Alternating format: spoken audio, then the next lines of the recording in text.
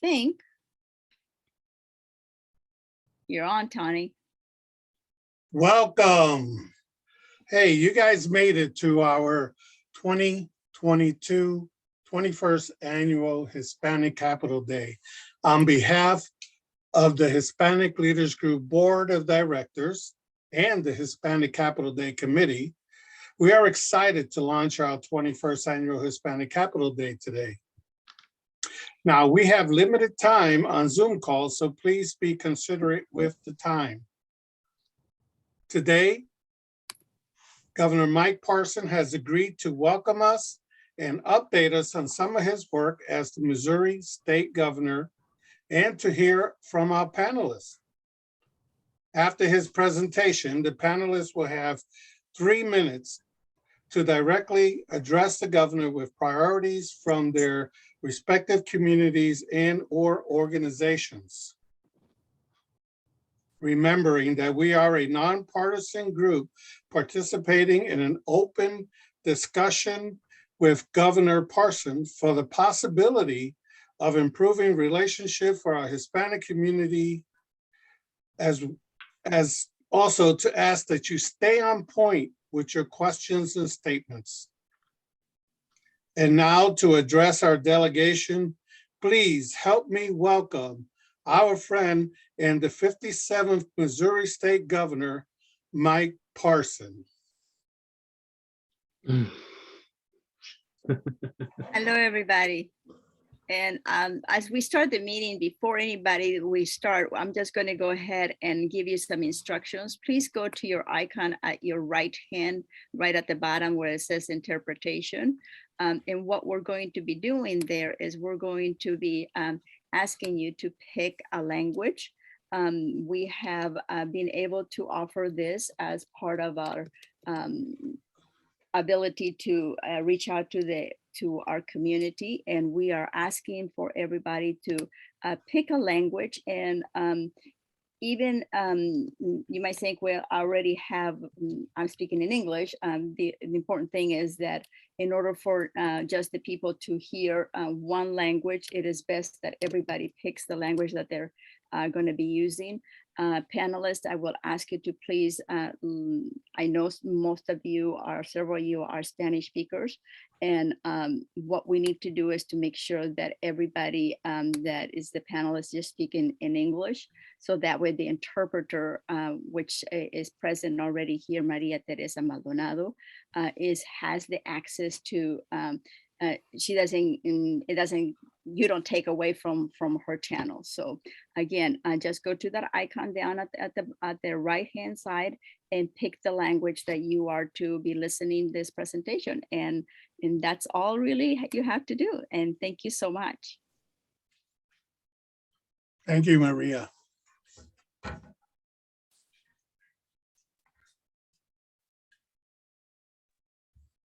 Do we have Governor Parson? Please unmute yourself. Tony, how are you today? Oh, I'm good, Governor. How are you?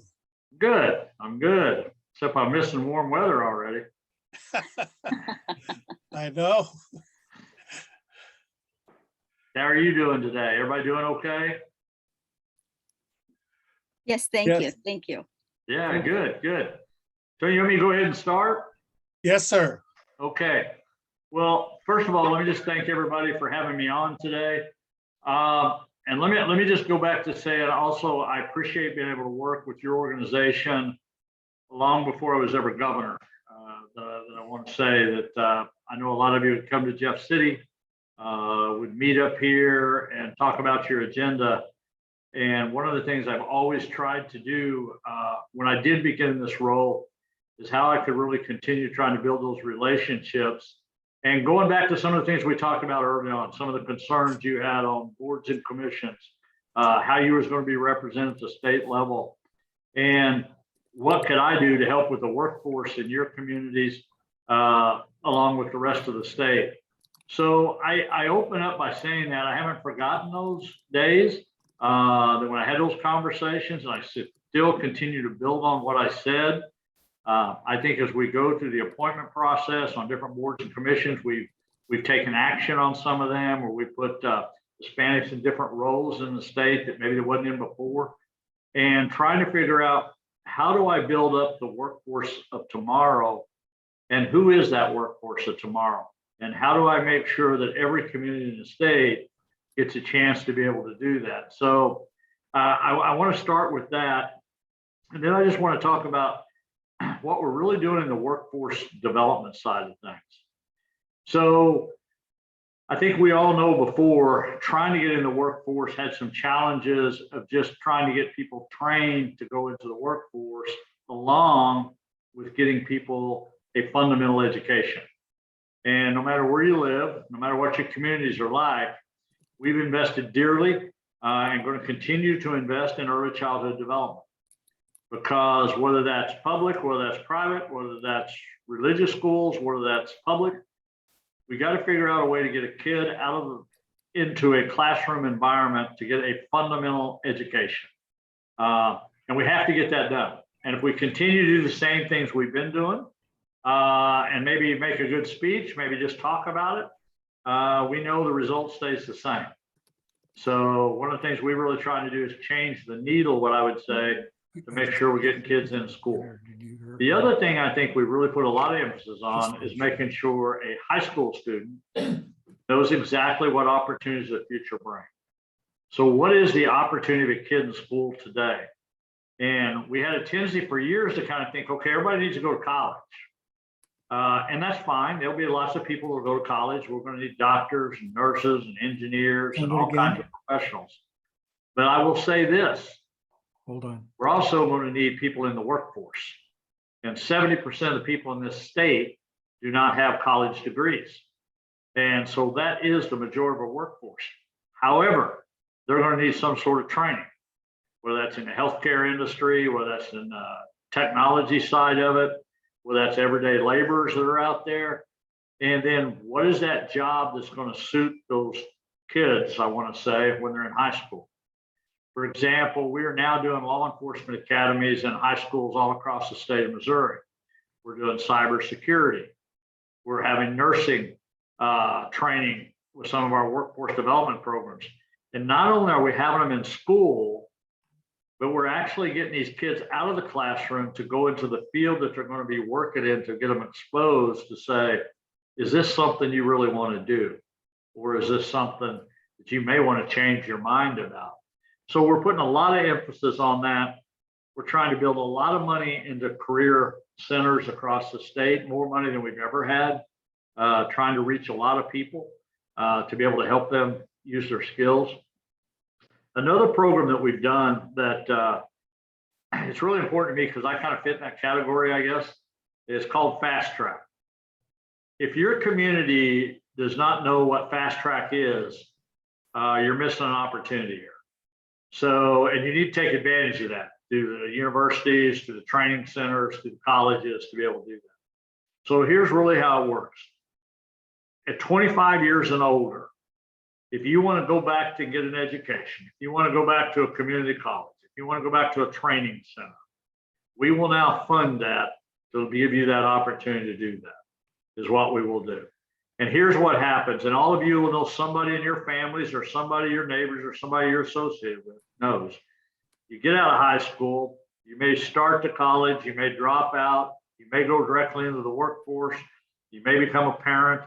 A lot of things can happen in a young life, but hopefully at 25, you're starting to settle down a little bit and you're starting to say, hey, I wish I would have done A, B, C, or D to be able to get an education and work that in there. So I think that's one of the things we've really excelled on that. 80% of the people that have taken Fast Track are women that signed into that program with a 65% increase.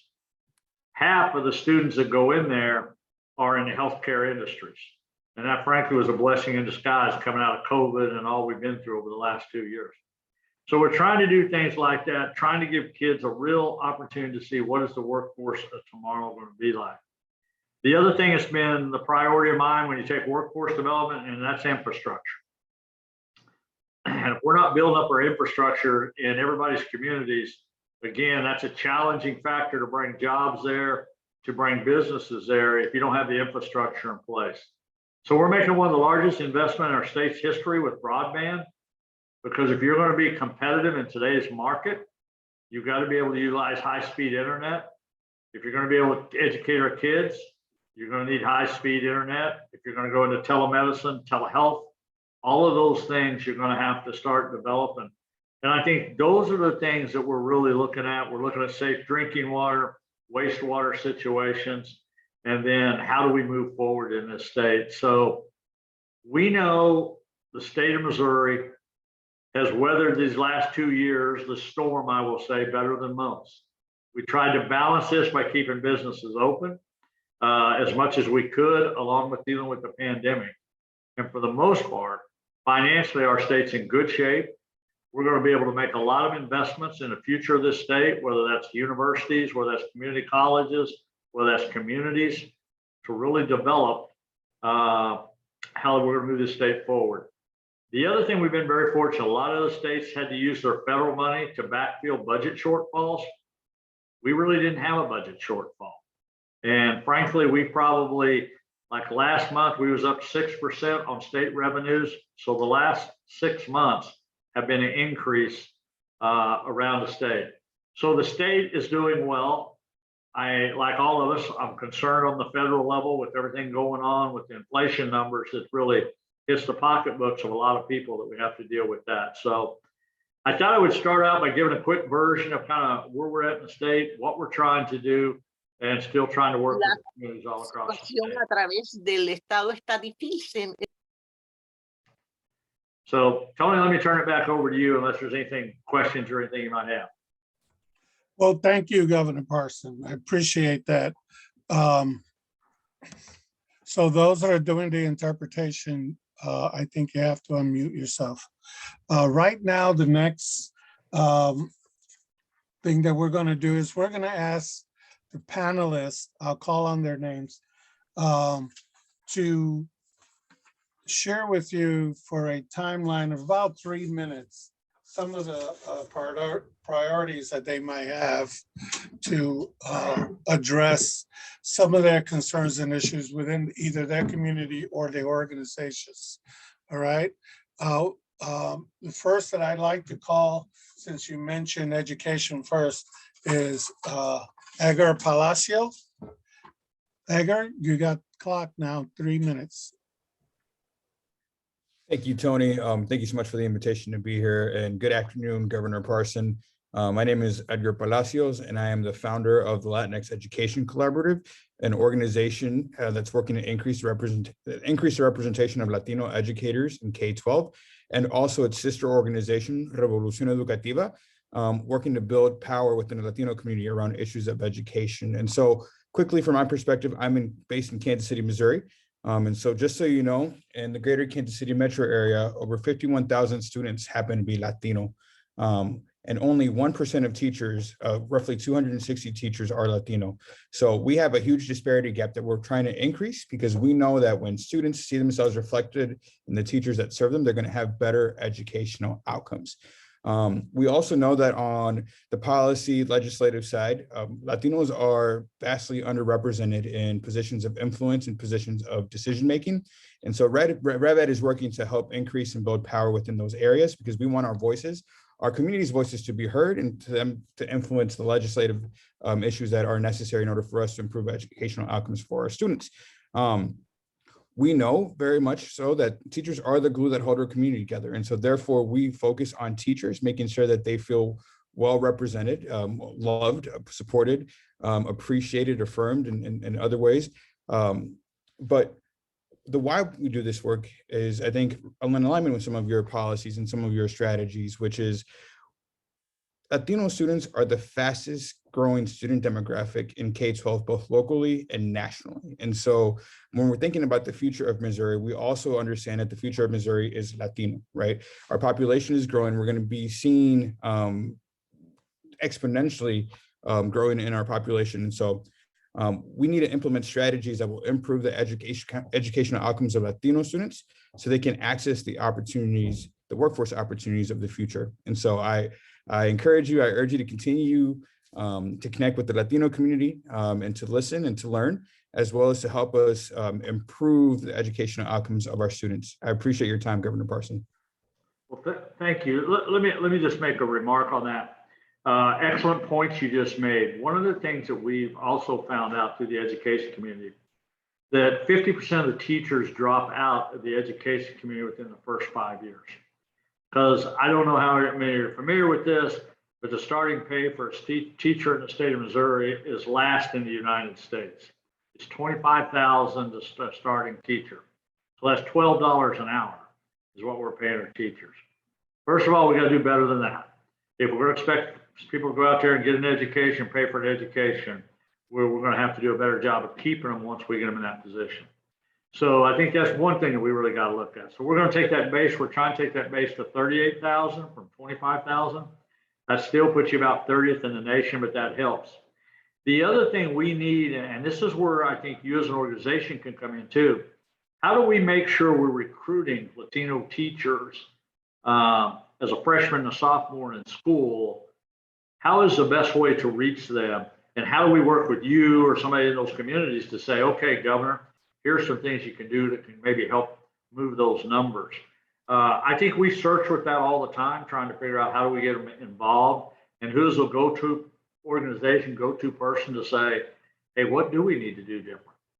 Or what is the holdup of getting more of them into the teaching and the education system? So I think we're very open to that. And we'll take all the input we can on that. But thank you. Thank you, Governor. I think it's very important that we have some kind of program with the state for recruitment, not only for teachers, but for bilingual teachers and for other jobs that need to be filled for the state of Missouri, regardless of Hispanic or non-Hispanic. I think a little bigger effort from the community organizations to stay in communication with the state in order to help fulfill some of those jobs. And so I agree with that. And Mr. Palacio has a great program going, and maybe later on in this, if we have a few minutes, he can expand on that question that you had. But right now, I'd like to have Mr. Eduardo Platon, who is the President and CEO of the Hispanic Chamber of Commerce for Greater St. Louis.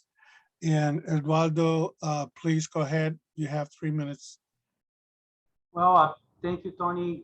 Governor Parson, I'm so glad to meet you today. I've been here in this position for the last 4 weeks.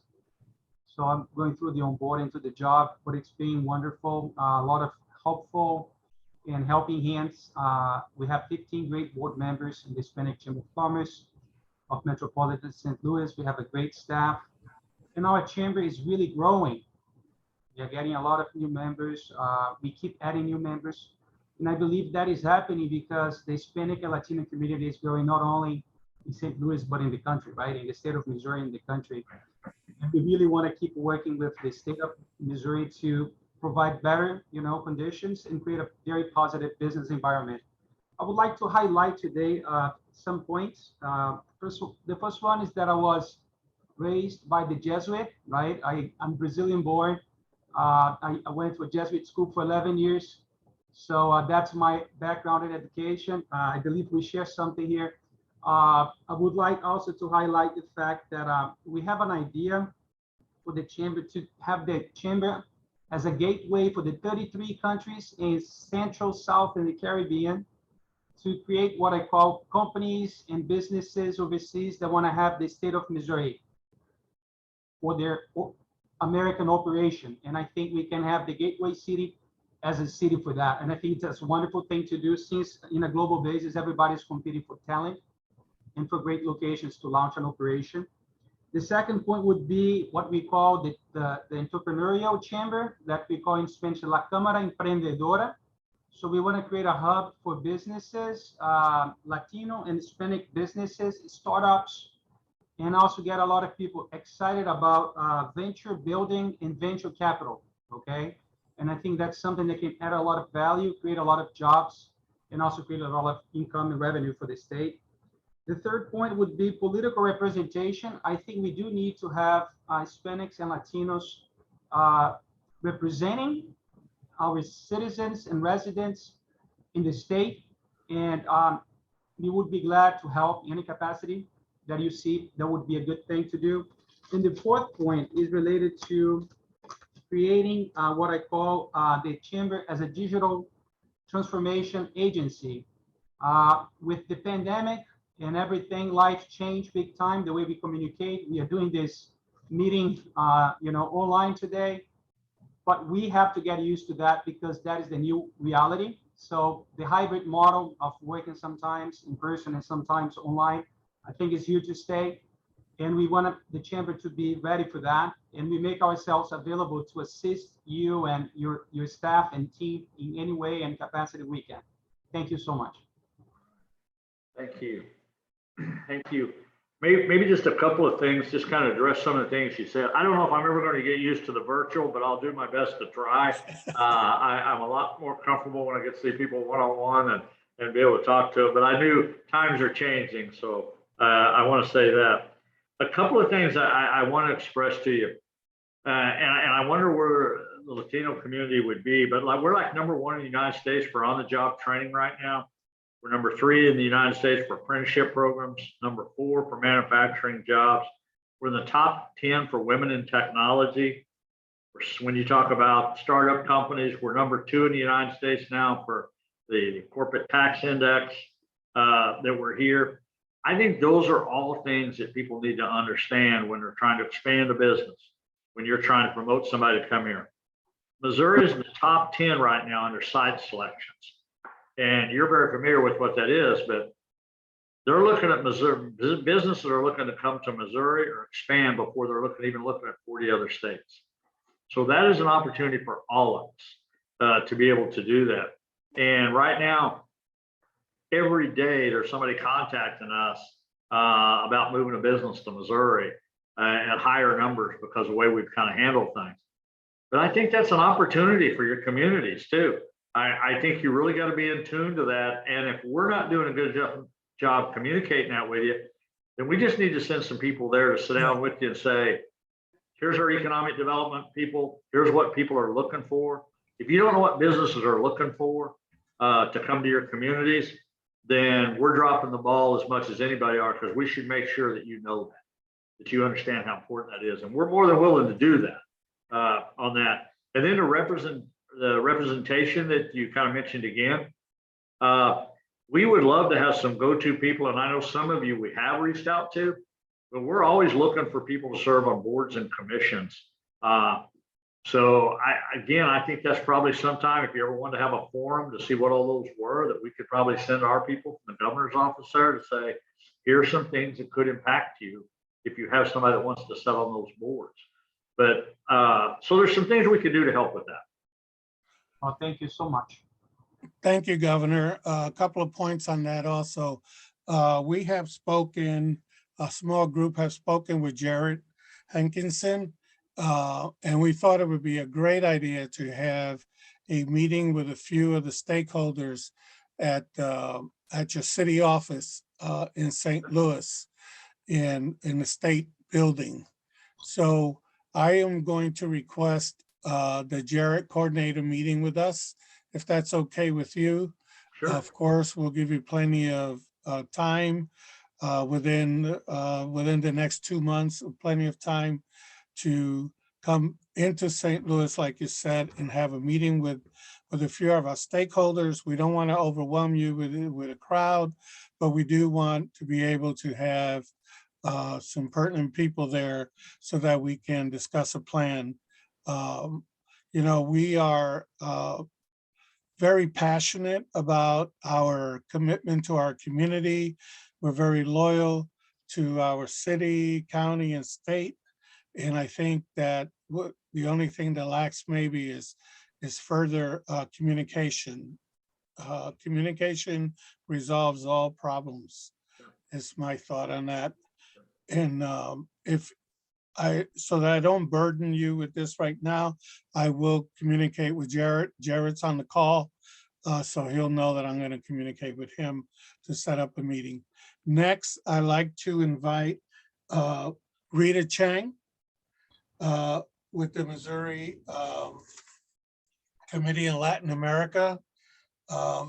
Miss Rita? Thanks, Tony, and thank you, Sal and Maria, and to the Hispanic Leaders Group for having me here today. My name is Rita Chang, and I'm a community organizer with the Interfaith Committee on Latin America, IFCLA. We are a nonprofit that's working toward an immigrant-inclusive Missouri.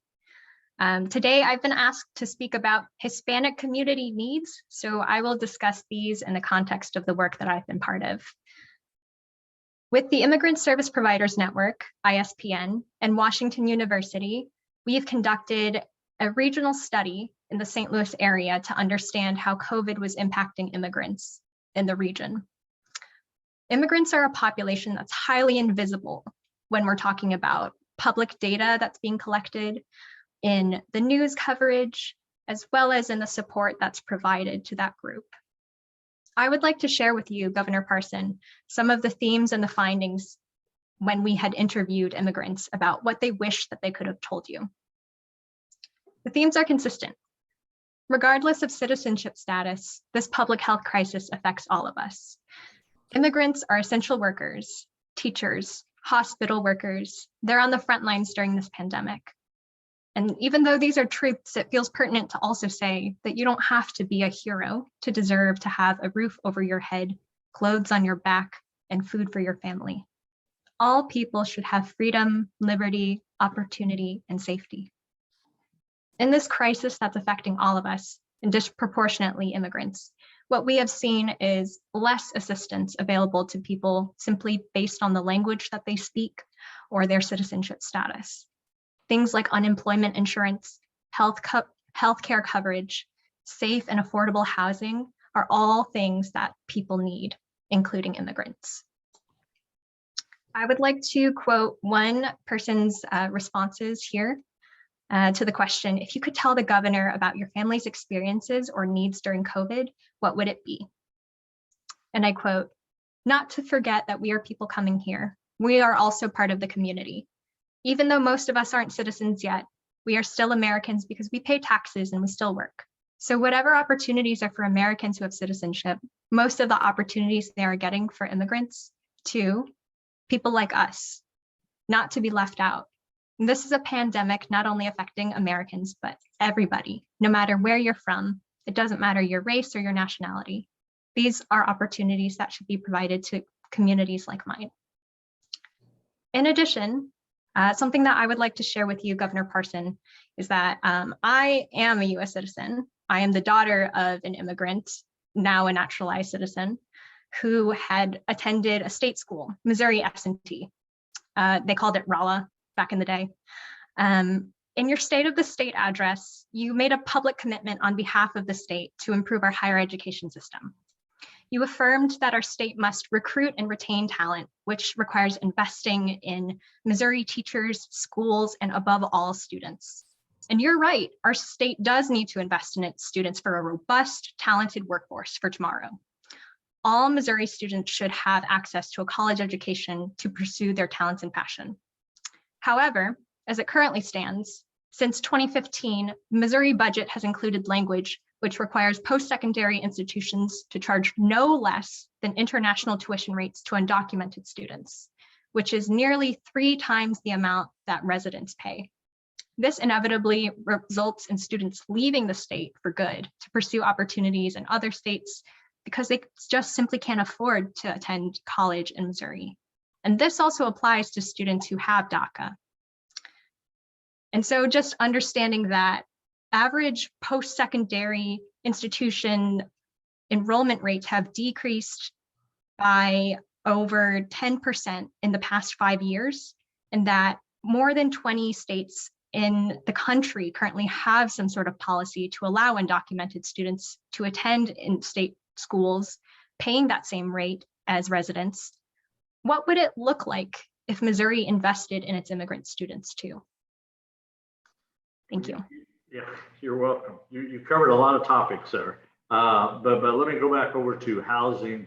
Let me start with some of the basic fundamentals around healthcare during the pandemic. I think one, we tried to reach from a state level, I would say, Actually, the financial resources was not near the objection as it was just getting the services to the people that needed the services. You know, in the beginning, it was tough to find testing and all that stuff. But once that opened up, it was really how did we go to the streets and communicate people? We were one of the very few states in the beginning that put the National Guard out there, trying to work with different kinds of communities, the Urban League, the India community, people like that saying, okay, where do we need to set aside up in those communities? And we tried to do outreach with that. We also knew we had challenges with language barriers when we went into certain areas, and we had to do a better job in that. And those are things we learned from that we've got to do better on that. When you look at housing assistance, utility assistance, whether you're documented or not yet, all of that was available to them. So if there was something we wasn't doing well enough to get it to them, which some of your questions were, we need to really sit down at some point and say, what was that? Why did they not get that information? And where was that log jam at, or where were we having the problems at? We need to be able to do that. So there's lots of things you're talking about in the education community. Well, let me go back to license. The India community, I met with them here a while back, some time ago, and they had problems getting a driver's license because they couldn't get through the immigration process quick enough, because Missouri would only renew their license once. So literally what you said, you had people out there working, taxpayers doing jobs that we needed them in, but all of a sudden they couldn't renew a license.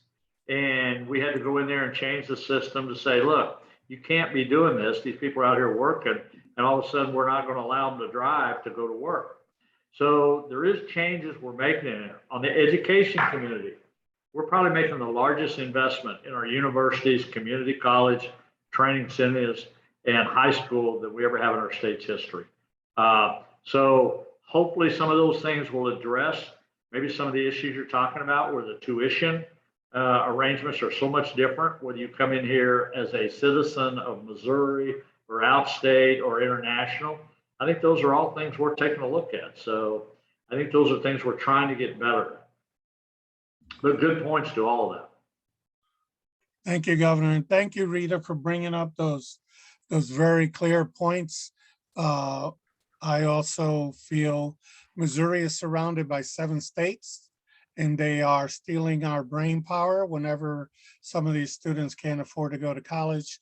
And as we know, if you graduate with a degree from a school, you tend to work and play in that area where you graduated from. So sometimes we don't get those students back to Missouri where they could contribute to our economy.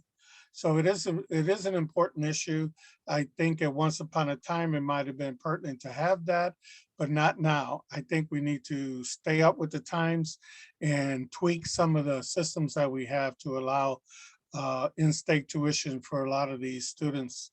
I've known students that were from first grade and then not able to go to the Missouri, University of Higher Learning.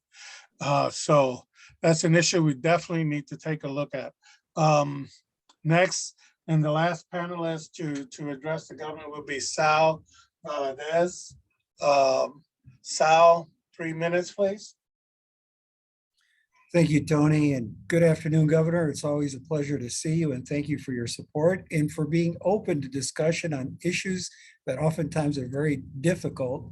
And I know that you have worked with us to see where we intersect and where we can have rational discussions and move the state of Missouri forward. So I appreciate that. I also want to voice Tony Maldonado's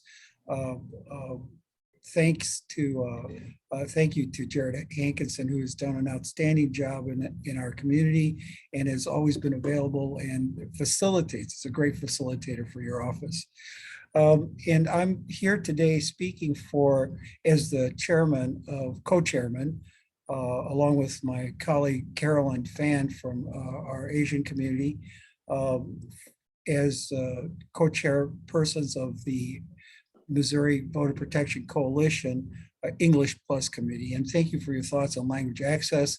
It affects our communities. And I think one of the places where we all start off is, and I think you're on the same page with us, I know you are, is asking the question, who's being left behind and why? And so it's not just that it's important that people are being left behind, but we have to work together to come up with solutions. And I think that's been the thread to this discussion this afternoon. So I thank you for that.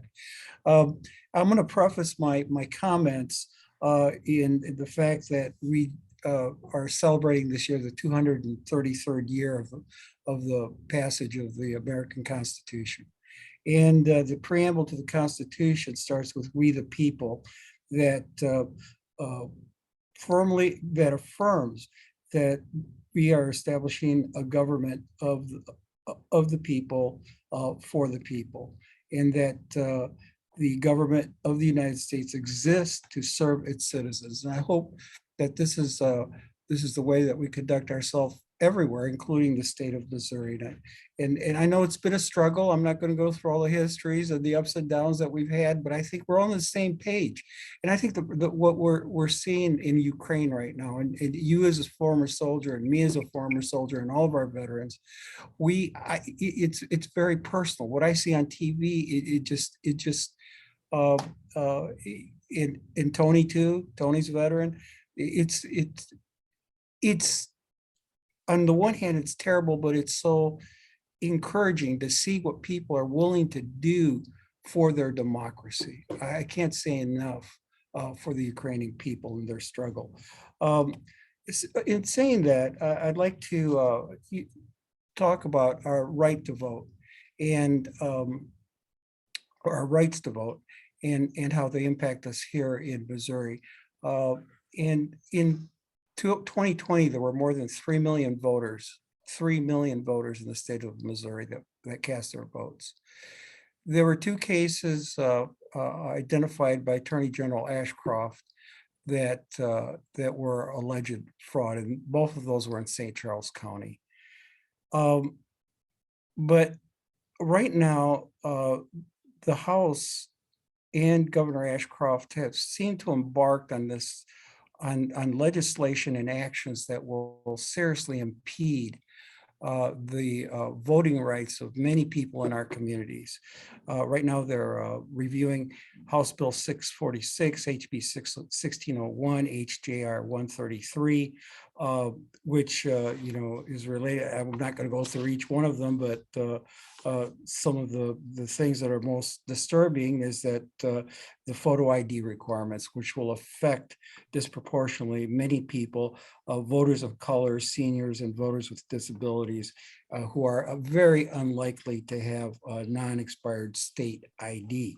It'll affect other communities, and so I'm not going to go through every detail, but the fact of the matter is this legislation and these actions are going to seriously impede our ability to vote in our communities. I don't think that's what we want, based on what our Constitution tells us who we are as a country.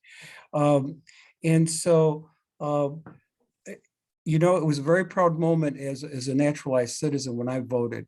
And 5 years ago, my mother at age 80 decided that she would take the citizen test, which is just a challenging test for anyone. And I asked her, I said, "Mom, you're 80 years old. Your English isn't, it's not fantastic. I mean, she can talk, but," I said, "This is a challenge for you. You're going to do this in English." "Yes, I am." I said, "Why?" I said, "Why? I want to know why." She goes, "Because I want to vote. I want to vote."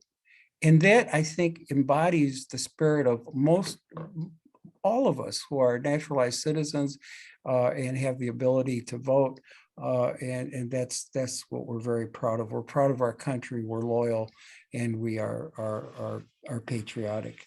As you remember I know you remember this from your basic training, the oath that we took as soldiers to our allegiance to the Constitution and to the government of the United States of America. And so I hope that you will take all of this in consideration and give some thought about what Governor or Attorney General Ashcroft are doing and the House is doing, because I don't think it really serves the interests of anybody, but a very select few. And so with that, thank you for being here, and I appreciate the time to having another chat with you, Governor. Thank you, Sal. Thank you, Sal, for your kind words. Let me say this, I will definitely take everything into consideration, because one thing I do believe in this state, we do have good elections at this point. We don't have problems in some of the things that are seen in other places. So we'll look and see what that legislation looks like, if it moves through the process. If it actually does make it to the finish line, we'll see. But as a former soldier, as you said, you know, if you're willing to put your life on the line for other people you're never going to see, you're never going to know, there's something to be said about that. And when you're in those particular moments, there's not a lot of difference in who we are. We're all individuals, what I believe of equal presence. So I appreciate what you said. I understand exactly what you're saying and your concerns, and we'll work through that as we go forward on that. So Thank you very much. Yep. Thank you very much, Governor. Thank you, Sal. Thank you, Governor Parson. Because I want to There is one respect the question governor's that- time. Hold on, Pardon- because pardon me, I want there's to one- respect the governor's time. Mhm. I want to give him the option of staying a minute or saying goodbye. Maria, do you have something that the governor has to hear? Yes, Governor, there's numerous people that in the chat that are referring to the availability or what can be done for those to facilitate those immigrants that are here that have come with all the licenses needed in the medical field and have numerous years of experience, but here they're blocked and they cannot do their profession or try to serve it within that profession. Is there anything that can be done to facilitate this this access for them to be able to do what they can do? And in that, it will eliminate a lot of the shortages that we have in the healthcare industry. To answer that question for you, I don't think there's any question. One thing we learned out of the pandemic is not to be making the regulatory environment so difficult that we can't get people to go to work and not do that. We waived over 600 regulations during that time. And to be right honest about it, we waived a lot of those things to get people in the workforce. And some of those things should be permanently made where we're not hindering somebody that's a professional and has a license that they can't go out here and do their jobs. I think that's one of the things we're pretty adamant about at the governor's office, and we want to make changes to that. So a lesson we learned the hard way, I'll be honest with you. We should have done something before a pandemic, but the reality of it is we needed real people on the front lines, and with bureaucracy was in the way of doing that. So we want to make things a little different there. But great question. Tony, thanks for having me on today. I appreciate all of you. I look forward to the meeting in St. Louis. I'll make sure I make to get to that today. You're up there to meet with you. And hey, look, I'm going to do the best I can. I'm going to tell you as honest as I can, day in and day out. And I want to help where I can help and to make it better in this state for everyone. That's my goal as governor. Thank you. Thank you, Governor Parson. Again, thank you for joining us again. And although we can't clap on Zoom, we can wave goodbye to the governor. Let's all wave goodbye. Thank you, Governor Parson. For the rest of the people that are still on the call, now is an opportunity to put some questions in your chat for the panelists. If you have questions for the panelists, put it in your chat, and Maria will look at the chat. I think Maria or Marisa will look at the chat, and then we'll call your name for your. We'll call the name of the panelists who the question is addressed to. For example, I have a question for Edgar Palacios, and you would say Tony has a question for Edgar Palacios, and the question is, and then he would answer that, and then so on and so forth. Would that work for everybody? Yeah, I do have a question here that, of course, I think it was addressed to the governor myself, but it says, why don't people have updated IDs? Will there be movements to get IDs? Then that would not be a problem. Yeah. I'm sorry, what was the question? Why This- don't people have updated IDs? It's not updated. It's the form of ID in terms of, think about it. There are members in our community who can vote, in our Latino community and other communities who can vote, but they don't drive. So they have IDs. What the state is trying to do is force everybody to have this to rely on IDs based, contrary to what things have been done. That's my understanding. So I'll be glad to, if this person wants to reach out to me, I'll put my name and phone number in my contact information in the mail. Any voter related questions, you can, if you need more information, I'll be happy to get back to them. Yeah, there are certain forms of ID besides the driver's license that you can use to vote. But it's become an area where you're at the mercy of those IDs not being accepted. So it's something that we have to look further into, possibly tomorrow when we have our legislative session. There is a redistricting representative that's going to talk about redistricting, and maybe we can readdress that ID issue with them. Yeah, and you heard, Tony, you heard the governor. He says the system is not broken, but these are voter restrictions for us as a minority community. You heard the trends that Edgar and other folks said about we're growing, not just in numbers of people who can vote. We're growing as a community, and there are reactions in the political realm to restrict our ability to have a voice in government. And this is just a form of voter restriction. Remember, over 3 million votes cast, two alleged Cases. voter fraud, cases of voter fraud. That doesn't justify tightening up and restricting our ability to vote. We should be encouraging encouraging people to vote, those that are eligible to vote. Okay. Next. Another quick question Maria? that I had here was that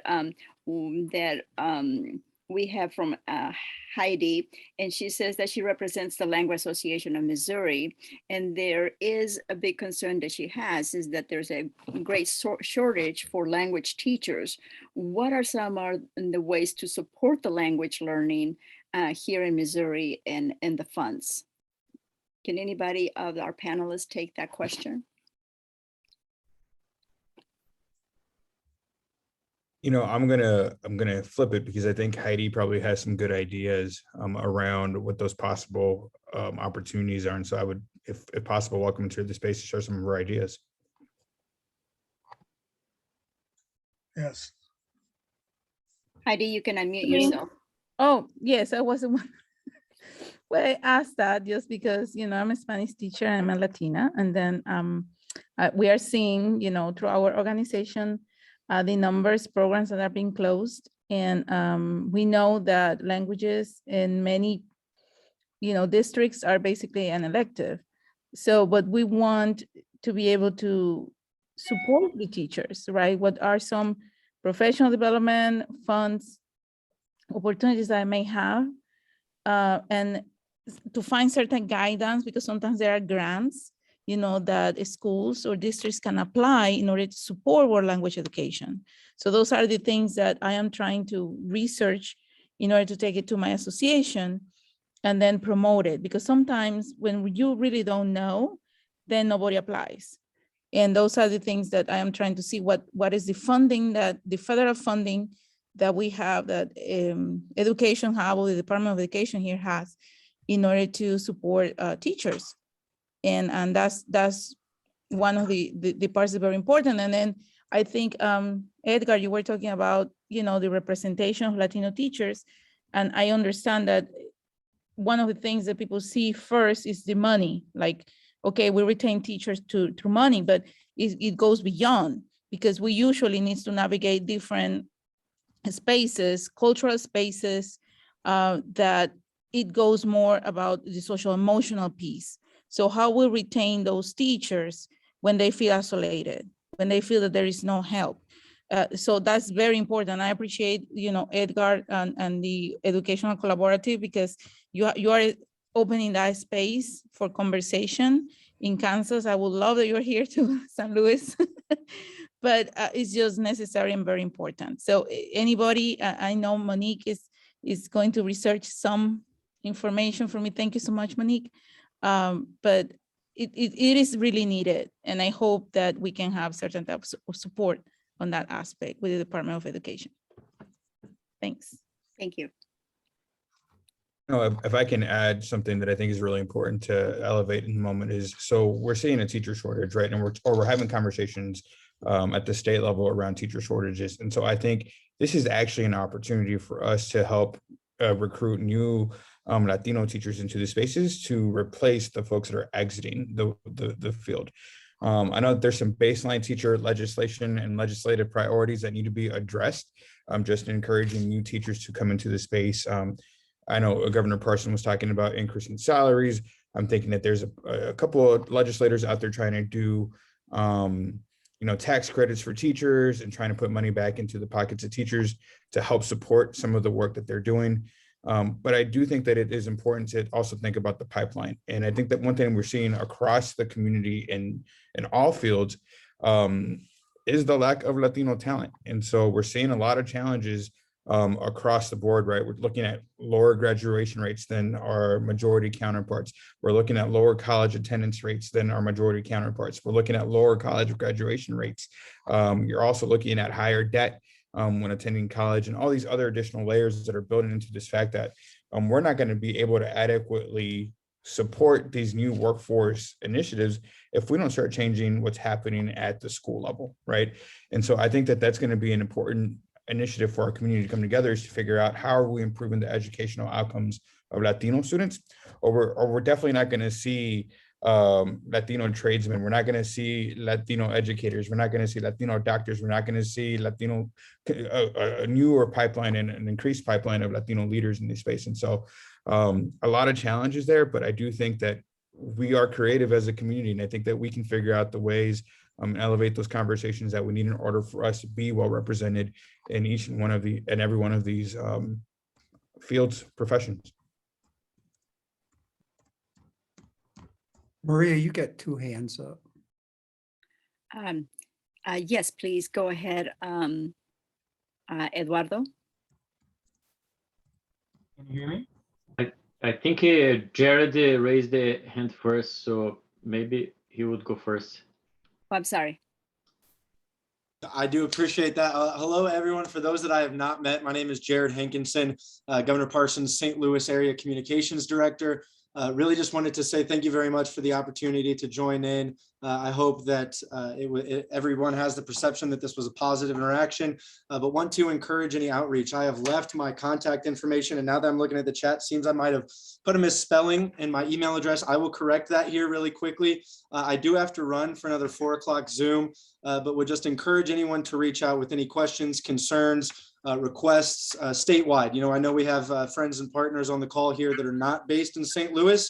That does not bar me from communicating with you. Would love to connect and love to see what I can do for you personally. So again, thank you all very much for the opportunity. I will correct my contact information in the chat, and I hope everyone has a great rest of their day. Thank you, Jared.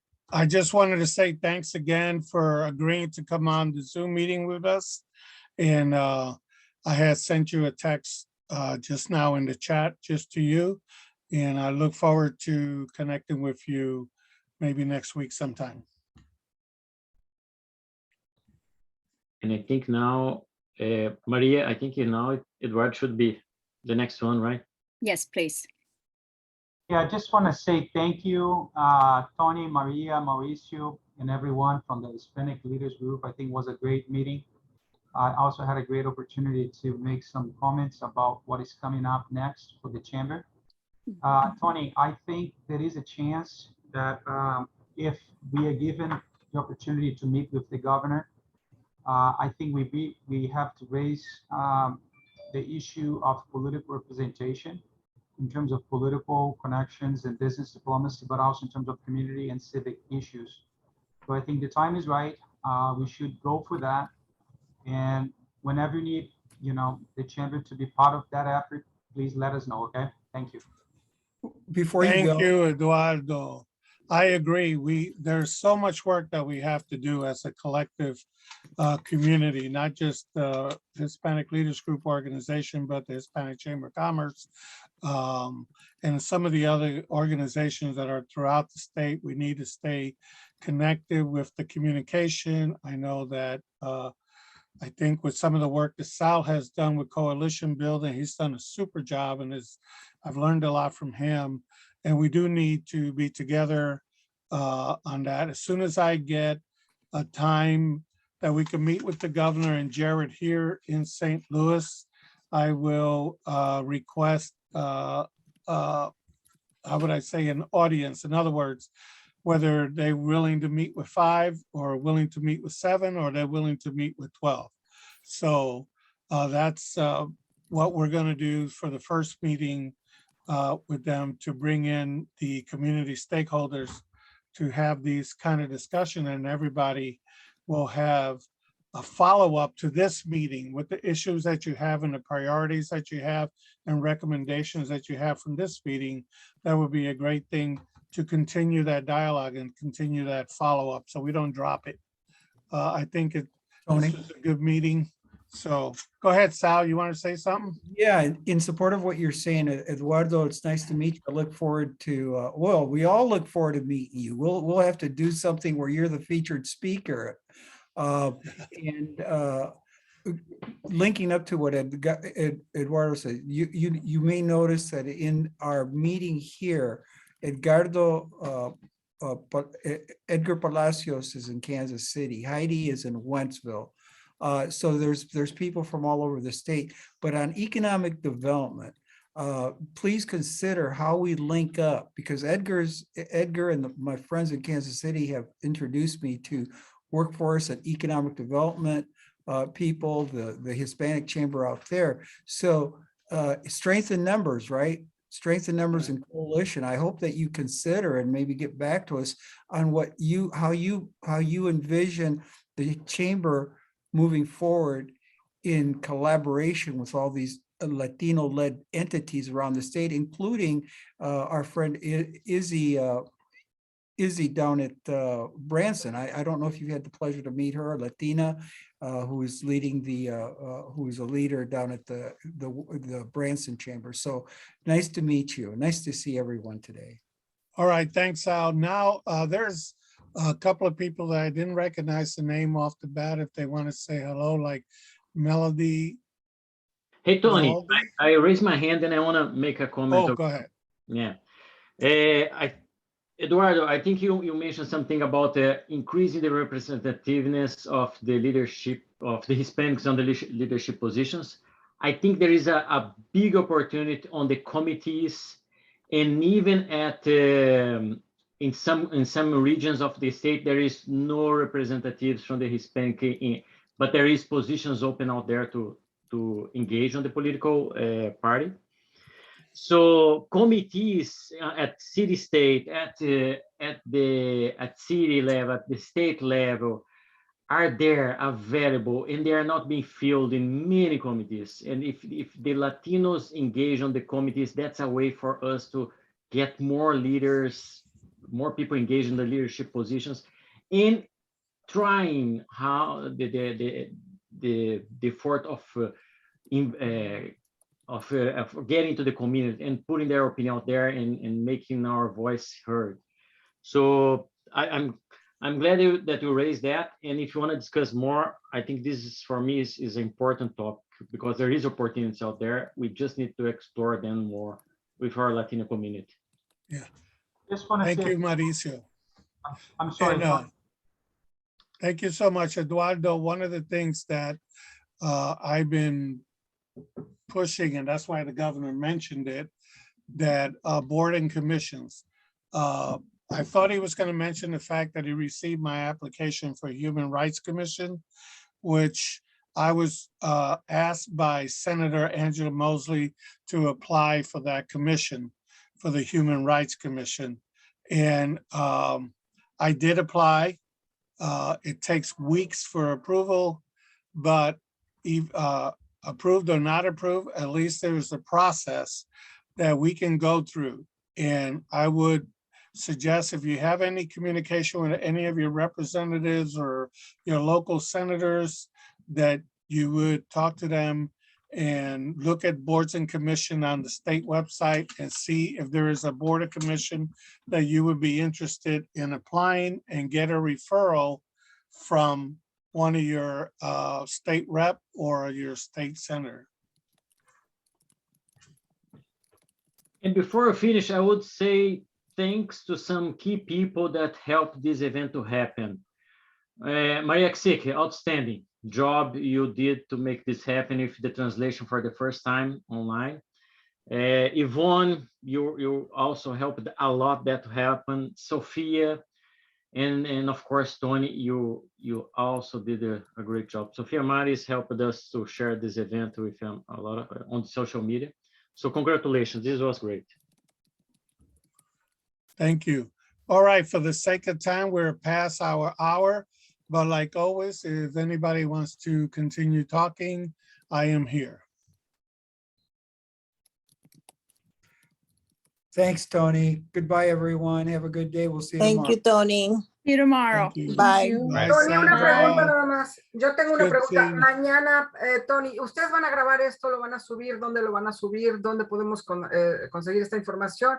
La traducción que hizo María, ¿dónde la podemos obtener para poder esto transmitirlo a toda la comunidad? Mauricio, you got the answer for that?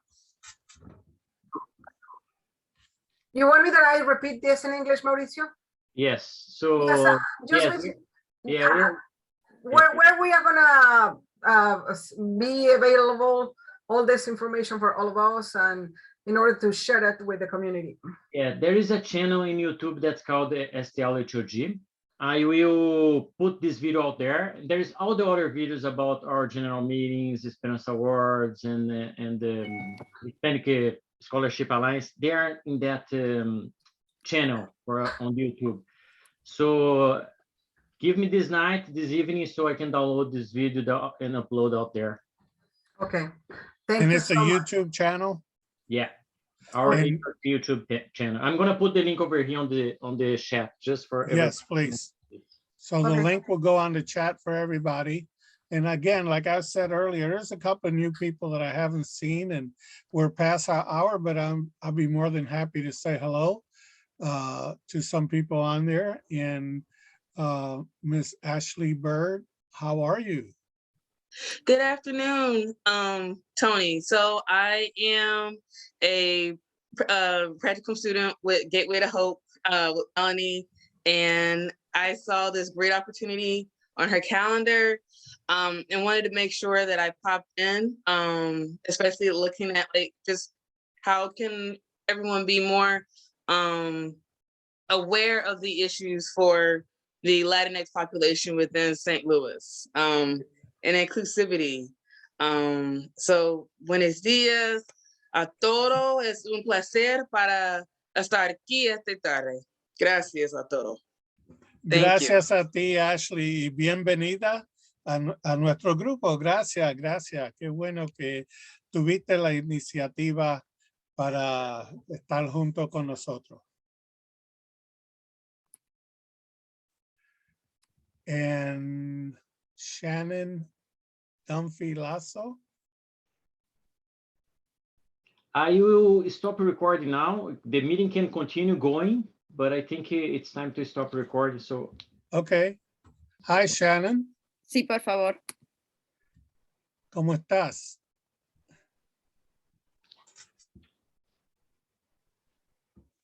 So apparently she's speaking in Spanish. Sorry, English.